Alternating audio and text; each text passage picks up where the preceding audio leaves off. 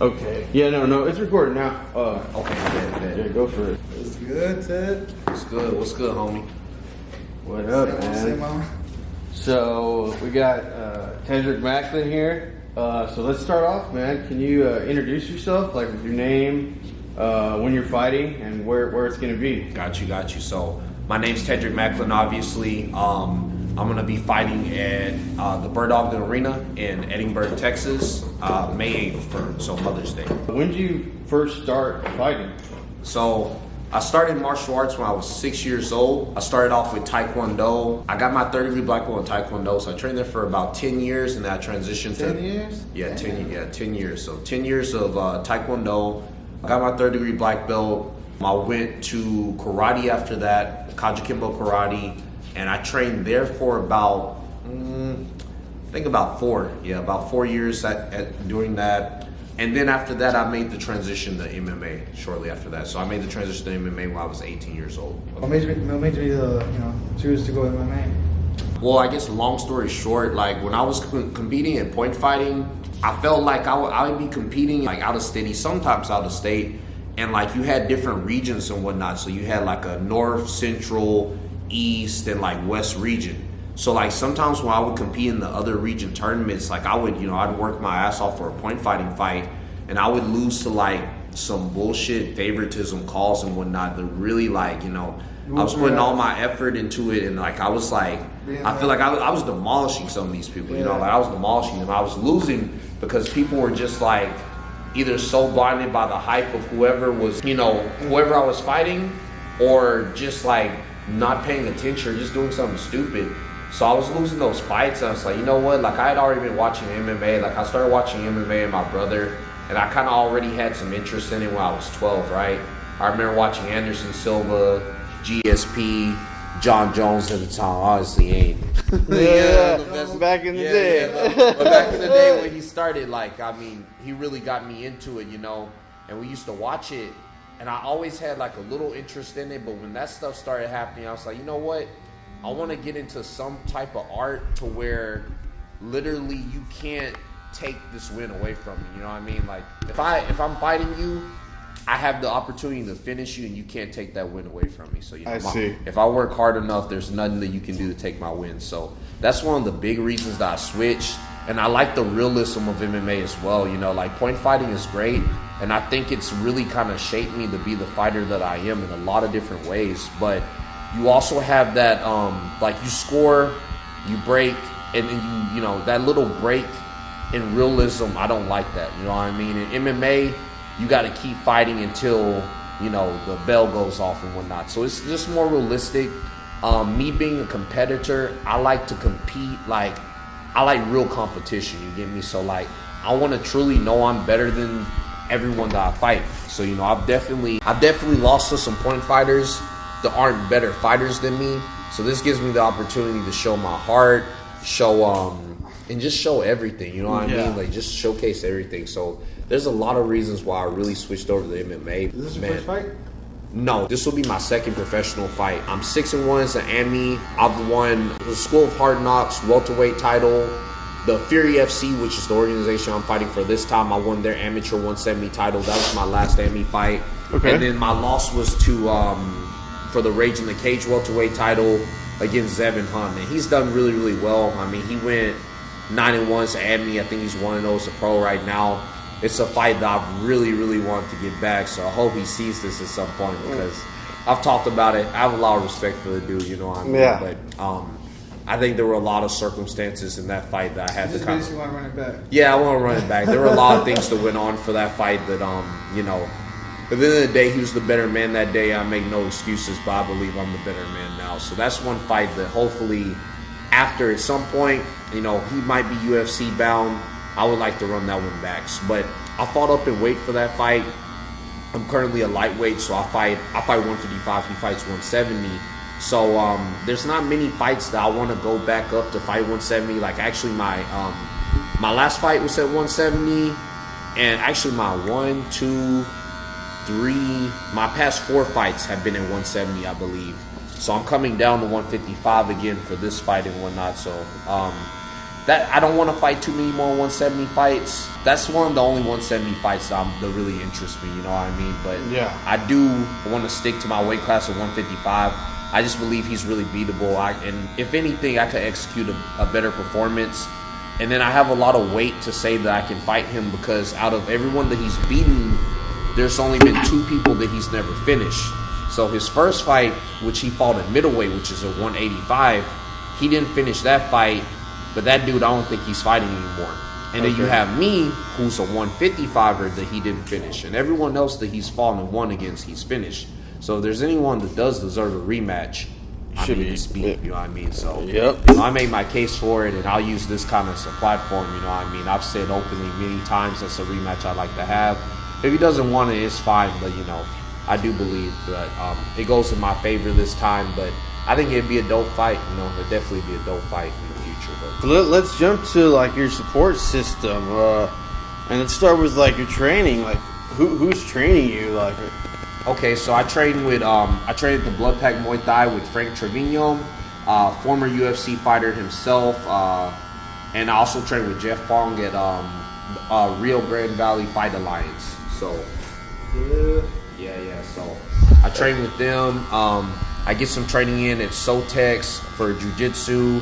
I do a little cross training with Team Ferreira, but my main team's Blood Pack Muay Thai, Jeff Fong at the Rio Grande Valley Fight Alliance, and yeah, you know, that's who I pretty much stick with. I stick close to, and they've really guided me and really put a lot of the skills that you're gonna see and a lot of differences you're gonna see in the past 3 years are gonna be due to those two, you know. So those two, they really have put a lot of effort into it. yeah. And outside of training, who is your biggest supporter that really helps you like get through your day? You know, definitely goes to my wife. You know, my wife Cassandra.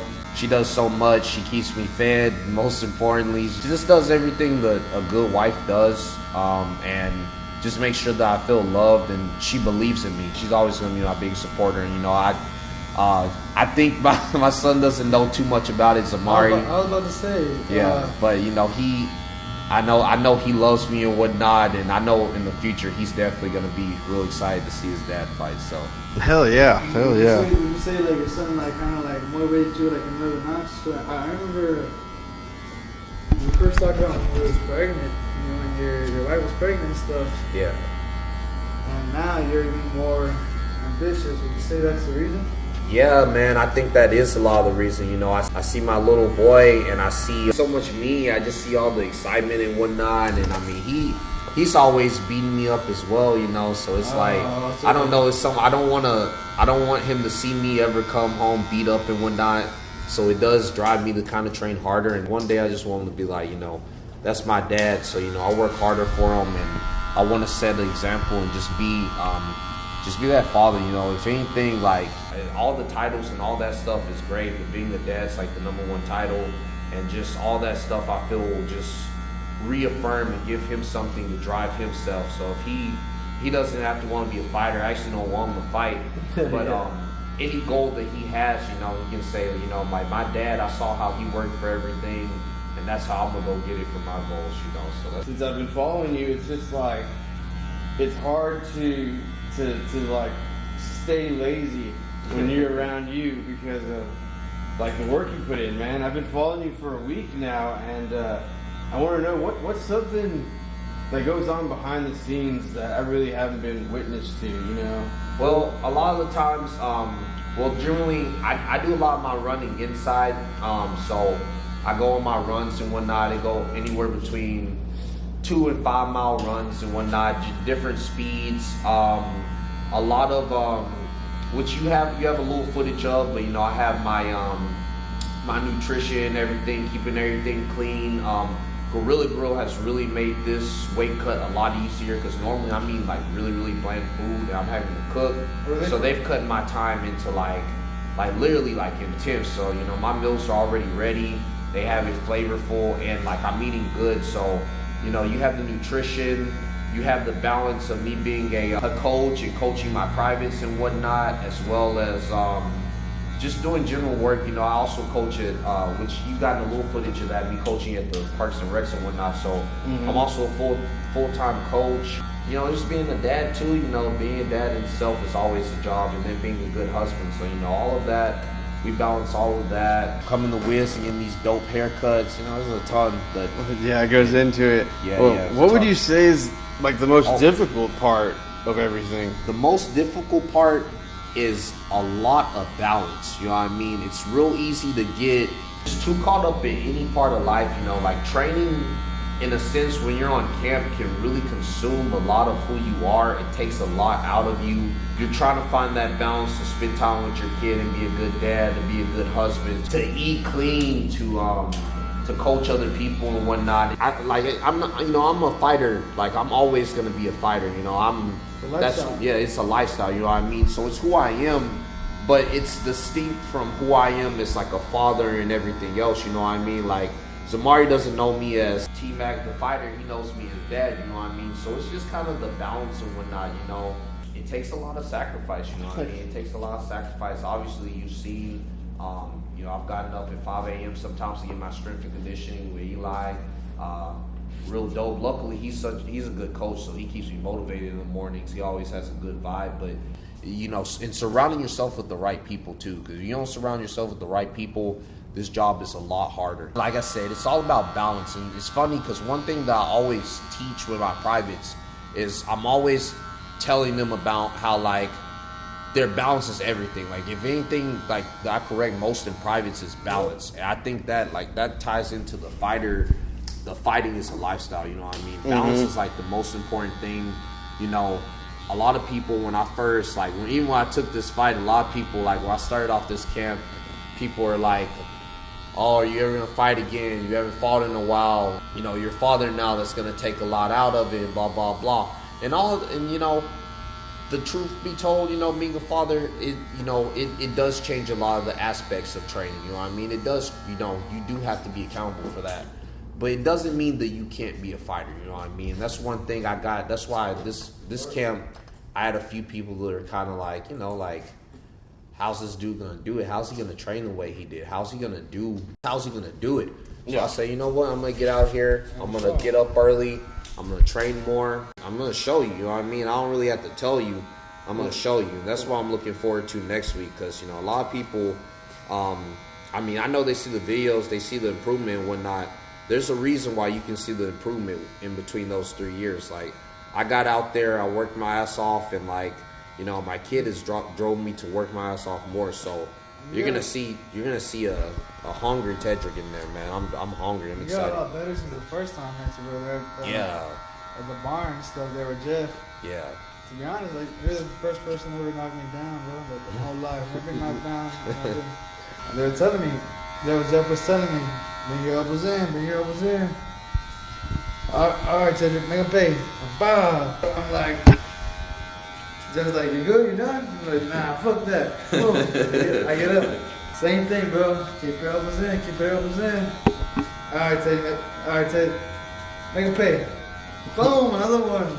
On the second one, bro, I thought he'd get up. I didn't expect it, but that's when I knew fucking this guy was just toying with me, bro. Yeah. On the grand scheme of things, man, you work your ass off. I've seen it firsthand. What do you want out of this? What is your ultimate goal? Where you'd be like, I'm not talking about this fight here, but like just overall career wise. The ultimate goal is the UFC for pretty much any fighter. You know, that's like the highest level that you can get. And I want to be a champion, obviously. And I know that sounds cliche and whatnot, but that's my highest goal. But also, it's to be a fighter that knows how to manages his career well enough to where his side hustles are paying him well. His merchandise, I want to be marketable. It's one thing to just be a fighter and a good fighter, but I want to have avenues. I want to be a man of many trades, you know what I mean? So I want my fighting to do a lot of my, you know, pay for a lot of my bills and whatnot. But I also just want people to understand, like, dope of a human being I am, like, see how marketable I am. You know, I want to be big, you know, and I think I have the drive, I have the personality for it. And I mean, like I said, I show it in the ring. I fight hard, man. You know, obviously I train hard for a reason because I fight hard. I think there's a lot of factors to a fight. You know what I mean? You can be more talented than someone and not work hard enough to get beat by someone that's willing to grind a little harder. So I won't let anybody outwork me. And, you know, I'm pretty talented. You know, it's exciting. And just like the challenges as I go up, you know, there's just, you know, a lot of exciting fights and whatnot, and just to compete with the best. And just, you know, there's a certain kind of thrill as like this stuff starts to approach. It's like anxiety, but it's also like this type of excitement that you get out of it. And it's just it's a different type of excitement when you fight. You know, it's I just can't wait to see that on the biggest level. You know, just seeing that on the biggest level while I'm in the UFC, feeling the crowd, feeling everybody, you know, everyone cheer. And just when I knock someone out, or I finish someone, just seeing like how it is at the biggest scope of things. So overall, it's just like, it's obviously to be a champion, but it's also just the experience. You know what I mean? Just experience the journey itself, and that's what martial arts has always been about. It's been about it's always been about the journey for me. You know, I've been doing it since I was 6, and honestly, my dad, you know, he was a police officer, so he was training me things like at 2 and whatnot. You know, it's crazy because I'll go in this story. It's a pretty cool story. Mm-hmm. So when I started martial arts, my dad made me do taekwondo. So that's the first thing that I did, and I didn't want to join. Like, I was crying and everything. Like, I hated it. Like, I was like, man, I don't want to do shit. You know, I was a kid, but you know, like, and we sparred for the first time. And I don't know what happened, but the first time I sparred, it clicked. You know what I mean? I hated it. And then after that, you know, I stuck with it. I started doing tournaments. I think my first tournament, I got 2nd place at Purple Belt. You know, years later, I go on. I win a state champion in Taekwondo. A few years later in karate, I get So you're a natural. Yeah, I guess, you know. And a few years later, I win a world title in continuous point fighting. Win the Golden Greek Award, you know, and like it's opened up so many avenues, you know. And it's crazy because, you know, I didn't want to do this at first, and then I end up like not only have I like made such a big impact in my own life and given myself opportunities like to fight on this card. There's been people that I've really changed their lives just by being a teacher, just by like, you know, going out and fighting, you know, and they've seen me fight and they've been like, oh, you're someone that inspired me to get into MMA, or you're someone that inspired me to train and get fit. I had someone today, you know, he came up to me and wished me luck for the fight, and he thanked me for training his grandson. You know, like, we make a big difference in these people's lives, you know what I mean? Like, when you're genuine and, you know, you do this for like the love of the sport, you know, just doing what you love, you can go out there and inspire someone and not even know it, you know what I mean? Doing something you love. So it's like what you said with me, you know, coming to just watch everything, not stay lazy, you know. Like, I love that, you know. I love hearing stories like that. I love hearing that, like, my work is like elevating others. I like being someone that elevates others, you know. So it's, yeah, man, it's like dope, firsthand. Like, I remember that there was one day we were talking for like 3 minutes, and you were just telling me about my work and like how you appreciate it and how you think it's dope, and like to hear that from someone that is at your caliber, man, it's reassuring, you know. It's kind of like affirming, like, holy shit, maybe I do have something here. When someone that works that hard at his craft like recognizes it, it's yeah, man. And not only on the ring, you're changing lives, like inspiring people for sure. Yeah, man, and that's awesome, man. I really do believe it, you know.